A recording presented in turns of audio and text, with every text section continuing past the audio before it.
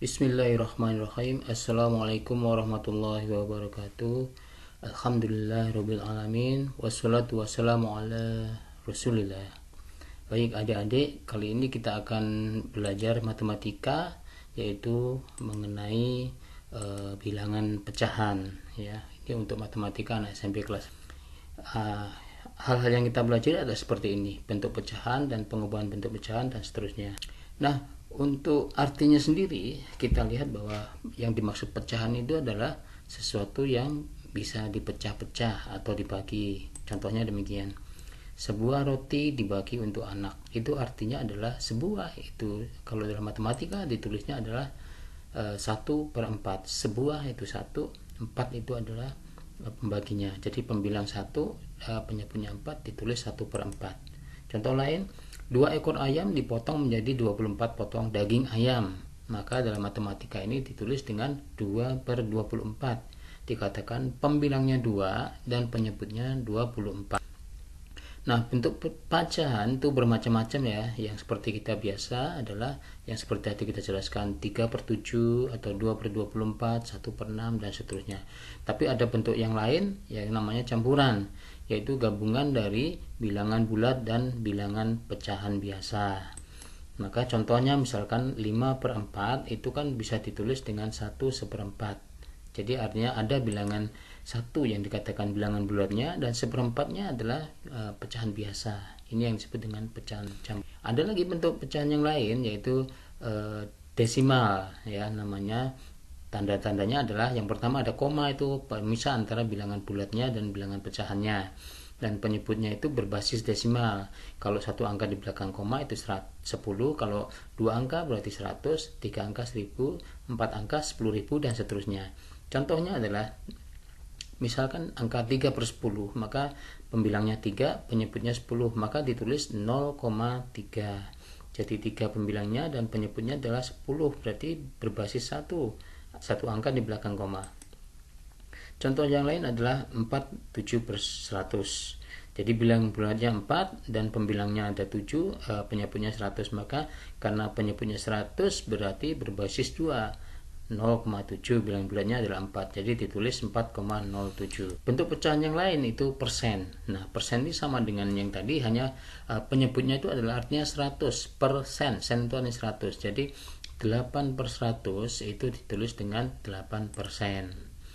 Ya, ada lagi bentuk yang ppm namanya. Ini biasa digunakan untuk penganalisa data untuk perguruan tinggi, itu menggunakan ppm, artinya part per million, part per juta, 1 juta ya. Jadi basis penyebutnya adalah 1 juta.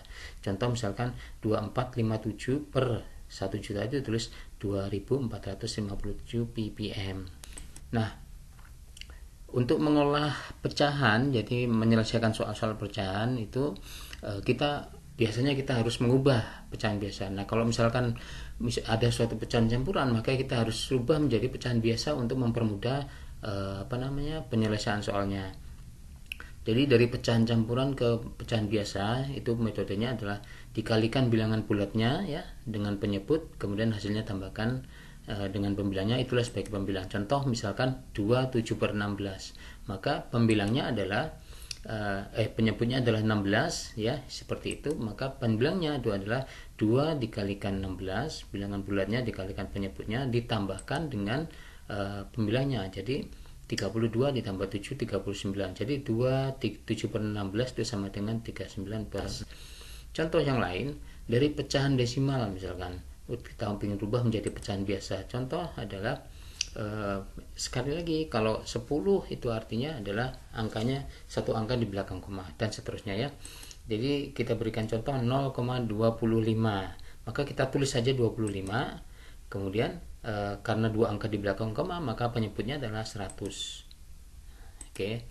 1,4 misalkan kita tulis 14 dulu. Nah, kemudian karena 1 angka di belakang koma maka penyebutnya adalah 10. Ya, demikian. Nah, sekarang bagaimana merubah dari persen menjadi pecahan biasa? Ya, tulis angka semuanya dan penyebutnya langsung aja 100 karena persen per 100 ya kan. 27%, itu artinya adalah 27/100. Contoh yang lain 145%, kita tulis 145/100 ya. Nah, sekarang Untuk menyederhanakan pecahan, yang diperlakukan adalah kita harus membuat faktorisasi prima dulu dari pembilang dan penyebutnya. Kemudian dari hasil faktorisasi prima itu kita sederhanakan, kalau ada yang sama kita coret ya. Contohnya adalah 25/100 ya.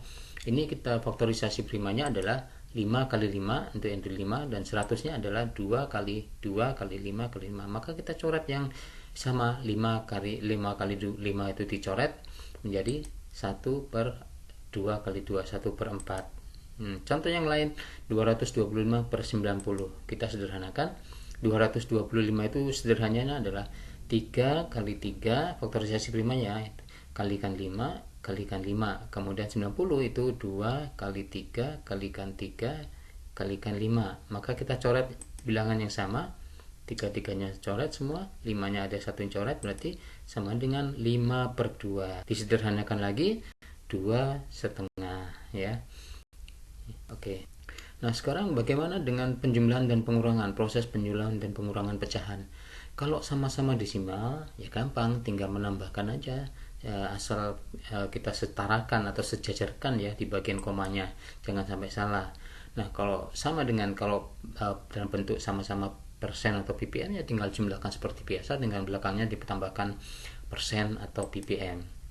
Nah, jika bentuk pecahan yang berbeda, tentu kita harus menyubah bentuk yang sama. Terserah kita mau bentuk yang mana, yang desimal atau ppm atau persen atau pecahan biasa, terserah. Itu cara mudah untuk menjumlah pecahan. Kita beri contoh, misalkan ini sama-sama desimal, 0,547 ditambah 0,08. Jadi kita tulis 0,547 kemudian 0,08. Ingat komanya harus sama, di belakangnya tambahkan 0 berarti. Jadi kita jumlahkan 0,627. Contoh yang 1,46, kita tulis 1,460 tambah 2,963. Kita jumlahkan, demikian hasilnya. 125% ditambah 67, tinggal jumlahkan aja, 193%. 125 tambah 67, 1250 ppm ditambah 4678 ppm, tinggal jumlahkan aja, 5928 ppm. Nah, jika sama-sama pecahan biasa, maka samakan penyebutnya dulu ya. Jadi untuk menjumlahkan dan mengurangkan tentu penyebutnya harus sama. Setelah itu disetarakan pembilangnya, kemudian jumlahkan pembilang dan pembilang ya.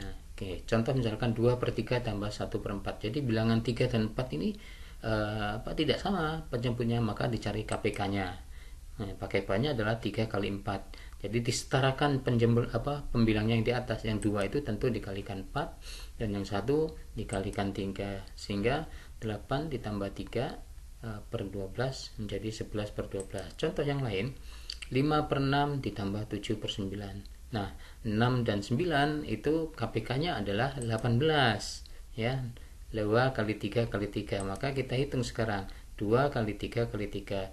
Nah, yang 5/6 disetarakan menjadi dikalikan 3. 5 kali 3 yang 7 dikalikan 2, karena 18 bagi 9 ya, 2. Kita hitung 15 ditambah 14 per 18, sehingga 29/18 atau 11/18. Nah, sekarang kalau perkalian dan pembagian pecahan. Kalau perkalian pecahan ya bentuknya harus sama dulu ya untuk memudahkan. Kemudian dikalikan seperti biasa, pembilang dikalikan pembilang, penyebut dikalikan penyebut. Contoh misalkan 2/3 kalikan 1/4, tinggal kalikan aja. Pembilang dikalikan pembilang 2 kali 1, penyebut dikalikan penyebut 3 kali 4, disamakan yang disederhanakan, yang sama dicoret menjadi 1/6. Contoh yang lain, 15/26 kalikan 4/9. Disederhanakan, 5 kali 3 per 26 nya 2 kali 13 dikalikan 4 nya 2 kali 2, 9 nya 3 kali 3, dicoret yang sama, kemudian muncullah yang namanya 10/39 ini. Nah, kalau pembagian pecahan, maka pembaginya itu tinggal balik saja, kemudian dikalikan seperti biasanya. Contoh misalkan 15/26 dibagi 4/9, maka kita hitungnya 15/26 dikalikan, dibalik ya, 4/9 jadi 9/4. Kita sederhanakan, kita coret yang sama, 3 kali 15 menjadi 3 kali 5, 9 yang menjadi 3 kali 3, dan seterusnya kita coret. Ternyata tidak ada yang sama, berarti kita langsung kalikan saja. 9 kali 15 135, 26 kalikan 4 104. Demikian. Saya kira demikian apa yang bisa kami jelaskan. Topik selanjutnya nanti kita akan bahas mengenai contoh soal-soal bilangan pecahan. Terima kasih adik-adikku sekalian. Selamat berjumpa lagi, sampai bertemu lagi di lain kesempatan dalam hal contoh soal-soal bilangan pecahan. Semoga adik-adik senang mempelajari matematika bersama saya, karena matematika itu mudah. Billahi taufiq wal hidayah. Wassalamualaikum warahmatullahi wabarakatuh.